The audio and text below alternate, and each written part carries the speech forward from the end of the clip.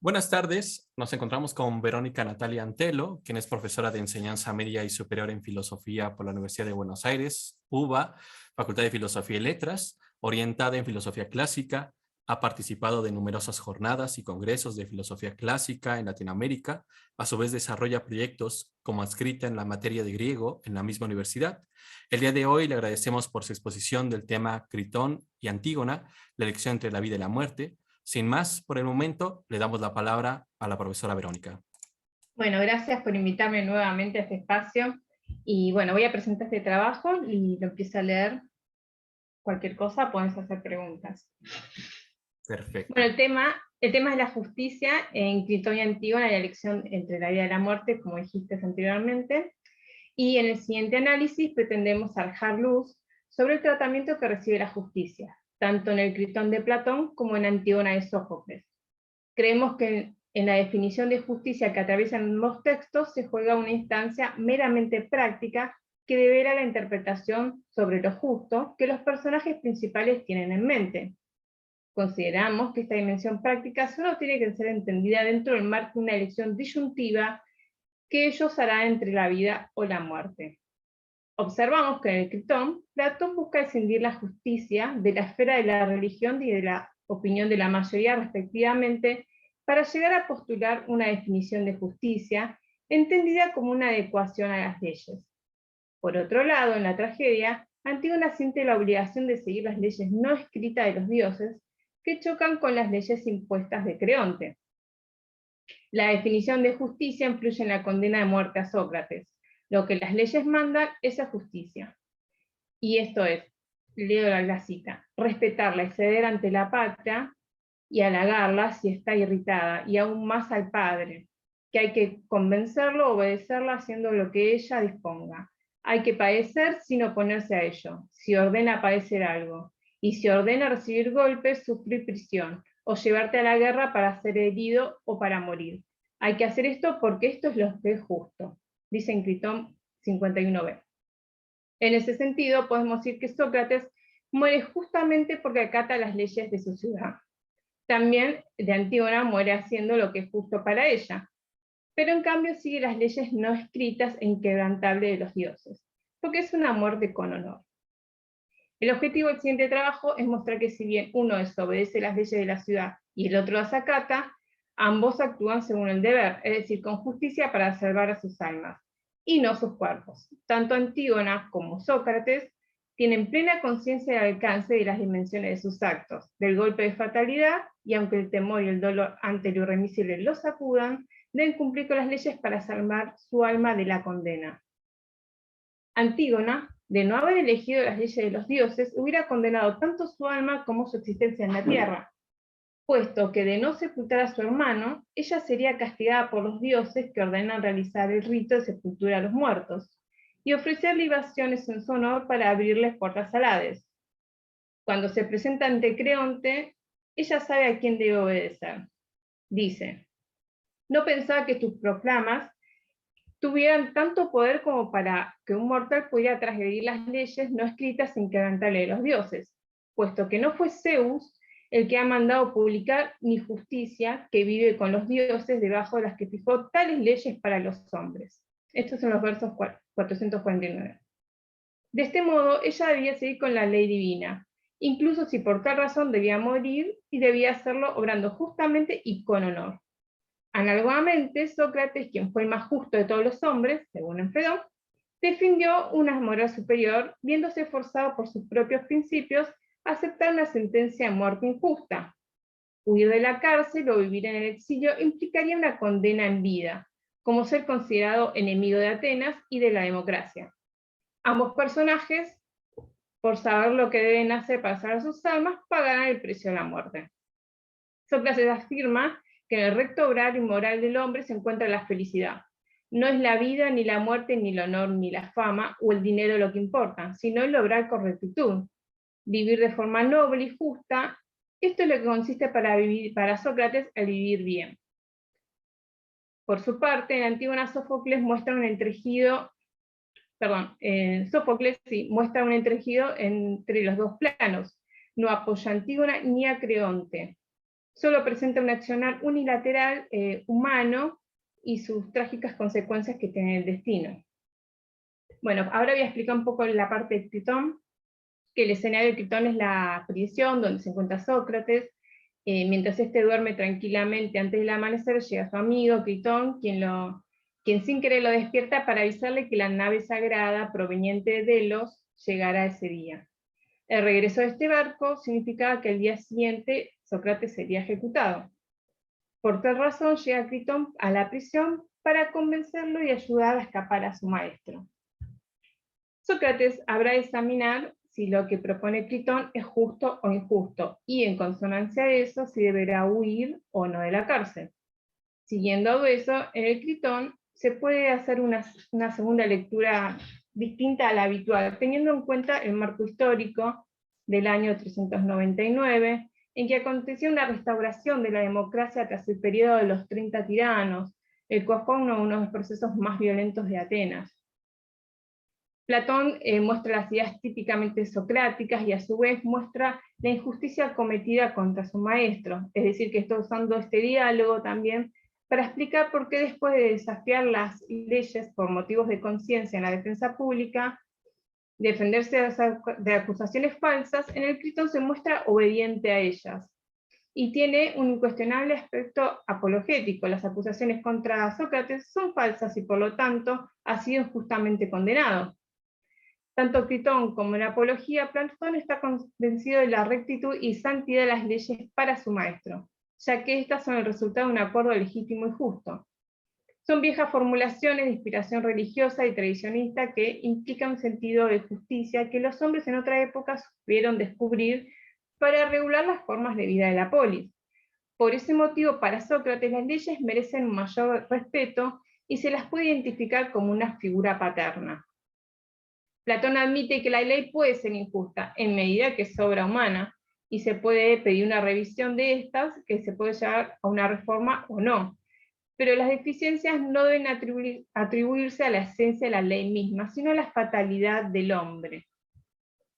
Entonces la estructura de este diálogo puede dividirse en dos momentos. El valor de la opinión de la mayoría, que va del 44b al 48b, y el tema de vivir bien, que va del 48b al 54b.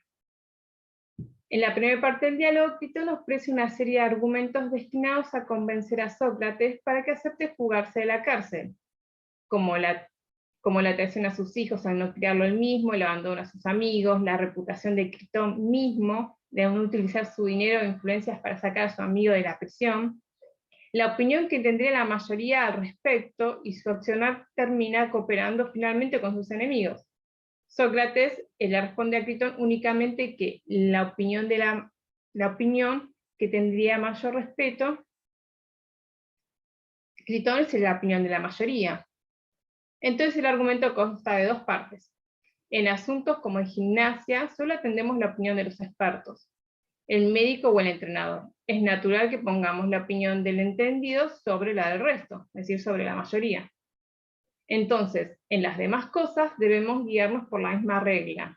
Así pues, en lo justo o lo injusto, en lo innoble o lo noble, lo bueno o lo malo, cosas que son precisamente objeto de nuestra actual discusión, debemos seguir la opinión de la mayoría o temerle solamente a la del entendido, si es que hay alguno, al cual hemos de respetar y temer más a la de los demás. Esto es 47 CD. Entonces esta analogía del médico y el entrenador va unida al precepto de confiar en la única voz del experto, que es antes que a la mayoría ignorante.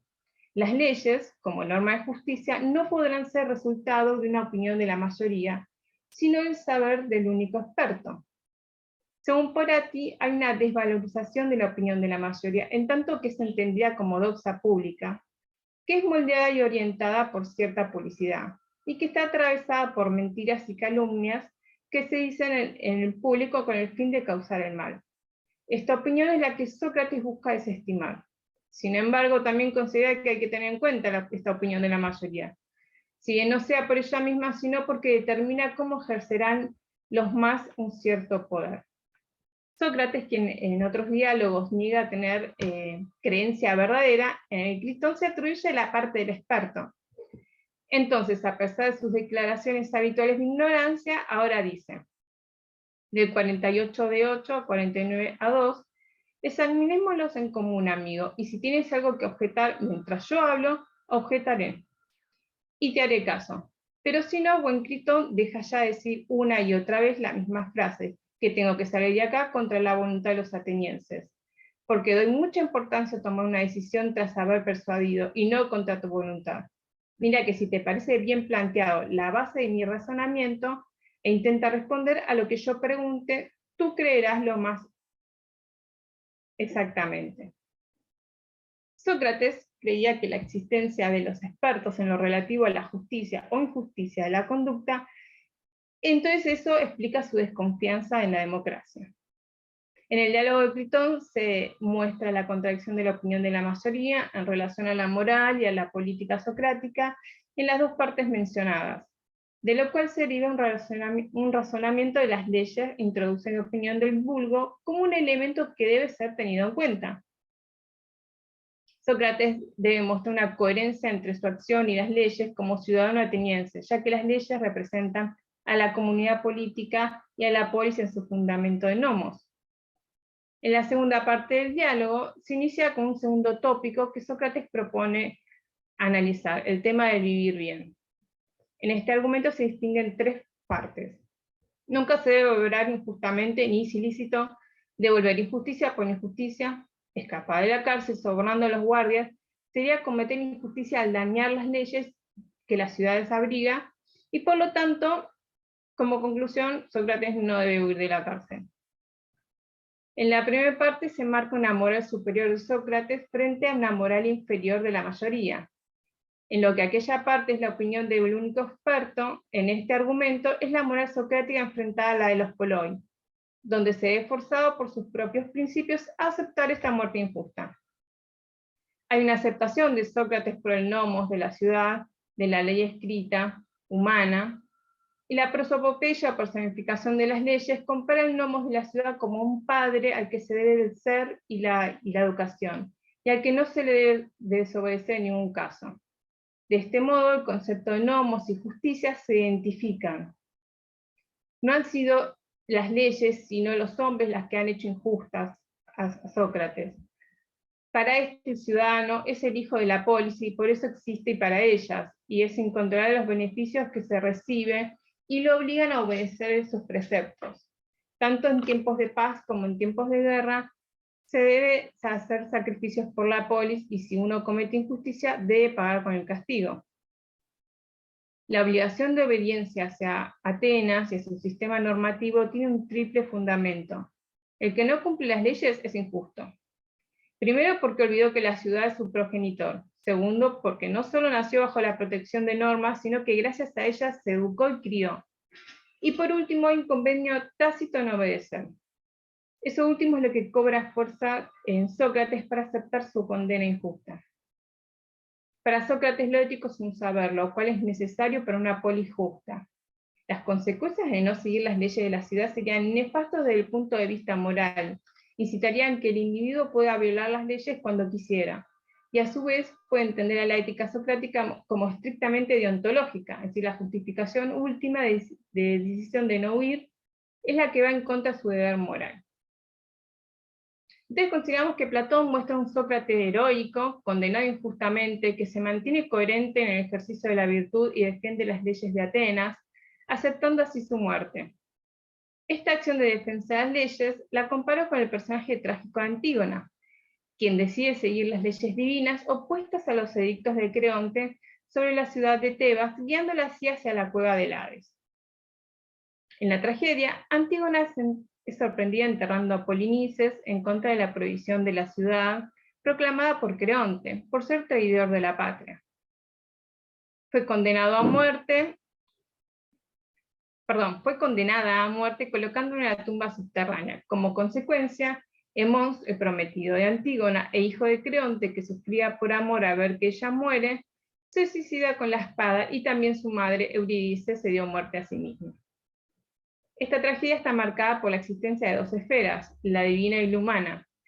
Hay un mundo divino que condiciona la acción del hombre y una serie de principios que deben ser respetados y que son de orden divino, defendido por los dioses, que son las leyes no escritas, fundadas por Zeus y justicia, y que nadie puede violarlas sin evitar un castigo.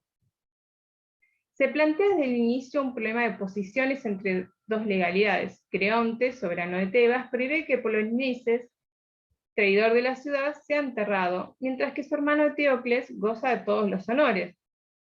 Dice, a Eteocles, según dice, valía la justicia, ley y costumbre, sepultado bajo tierra de modo honroso, para que los muertos de allá abajo.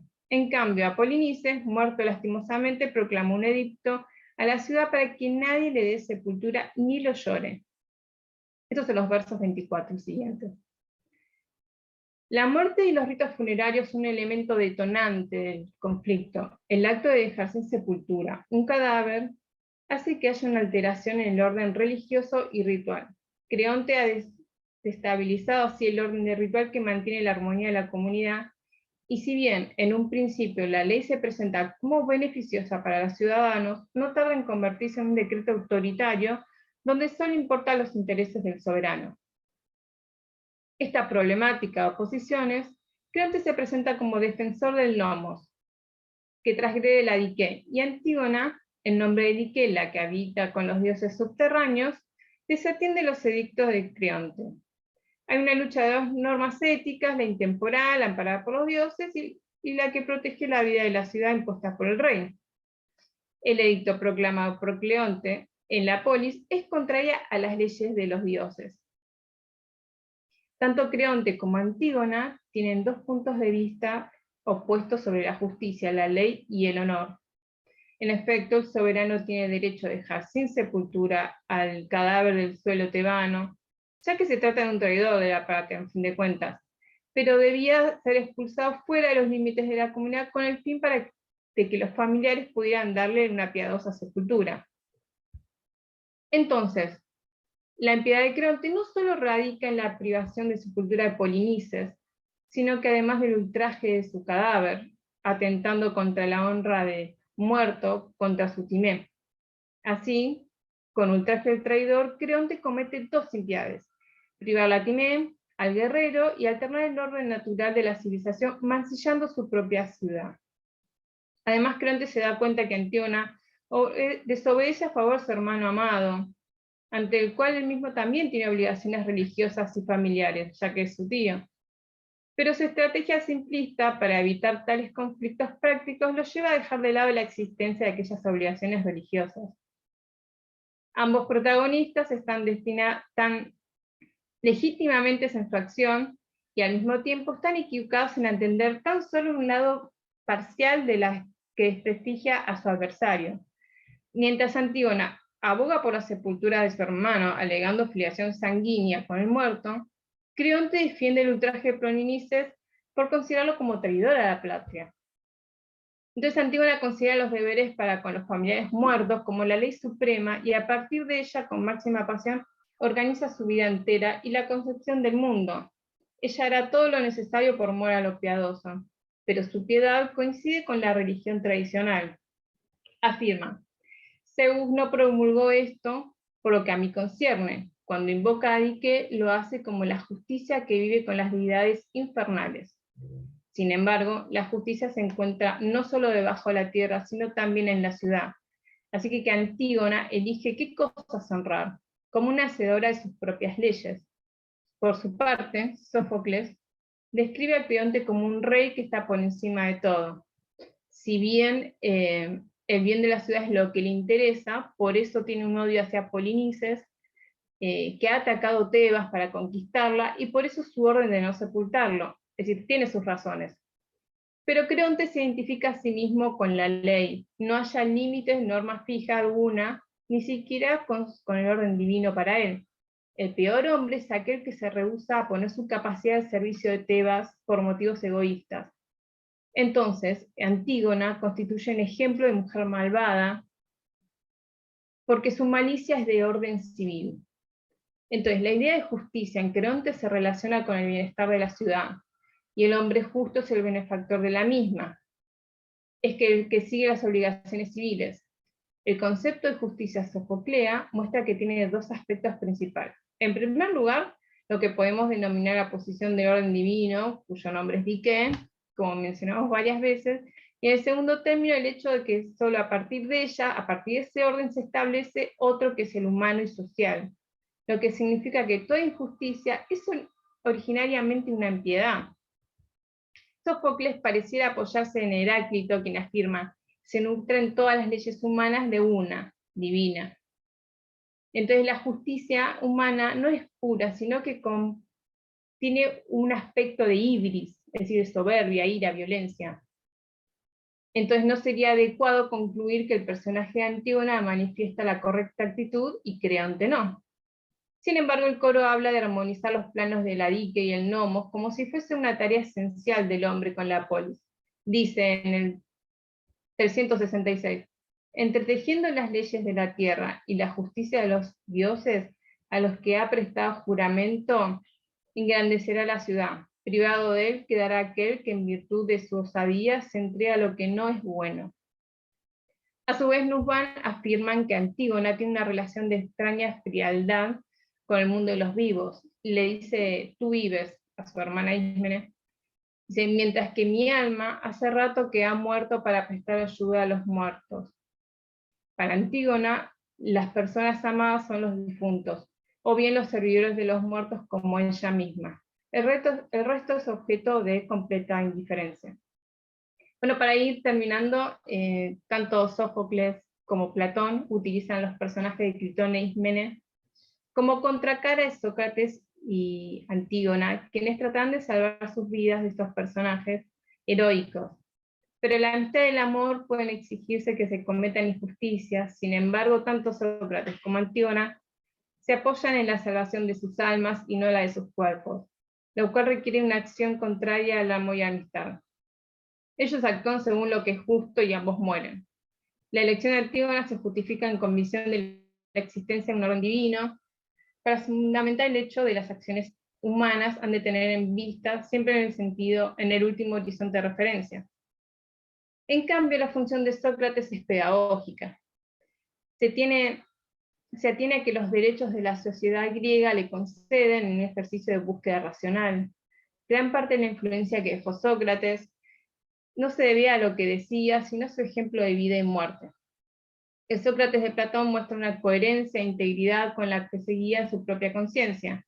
Si bien no admite aceptar cualquier creencia o decreto legal simplemente por estar aprobada o mandada, admitía incuestionablemente el derecho del Estado, lo consideraba como su padre, que le brindó educación y protección a lo largo de su vida.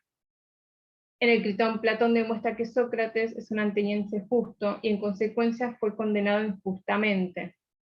En el caso de Antígona, ella actúa para abrir los ojos a los tebanos. Ambos personajes tienen plena conciencia de su alcance y las dimensiones de sus actos. Y sus actos no suponen ibris. Tienen plena conciencia de sus obligaciones. Antígona podría repetir las palabras socráticas que dice en Apología: ni ante la justicia, ni yo, ni ningún otro deben maquinar y evitar la muerte a cualquier precio. Y también, antes que el cuidado del cuerpo y de las riquezas, antes de cualquier otro cuidado, es el alma y su perfeccionamiento. Bueno, espero que les haya gustado la exposición. Perfecto, estimada Verónica, te agradezco mucho por esa reflexión, esta exposición tan interesante.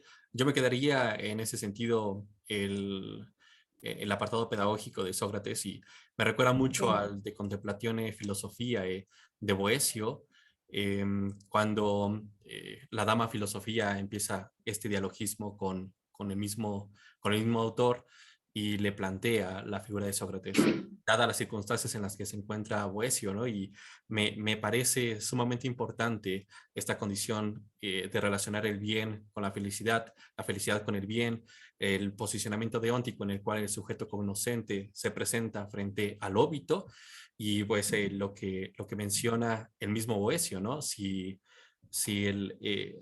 la persona es la sustancia individual de naturaleza racional, esto implicaría que confrontar tal situación límite como sería la muerte, pues nos llevaría a ser eso, ¿no? A ser una persona digna, una persona que puede apelar a su formación y a su condición como ser humano digno respecto al óbito, ¿no? Entonces, me parece sumamente interesante lo que has planteado. No sé si quieras comentar algo más, Verónica. Yo te agradezco mucho, pero te dejo, no sé, tal vez un minuto o dos o los que tú quieras para cerrar.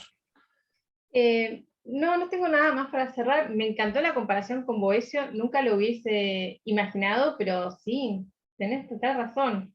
Ahora voy a ir viendo a leer el libro otra vez, pero es muy buena la comparación que acabas de hacer, de estar en la prisión y razonar y hacer que coordine lo que uno piensa, razonar con sus acciones, ¿no? Si bien lo lleve a la muerte, tiene que haber una coherencia.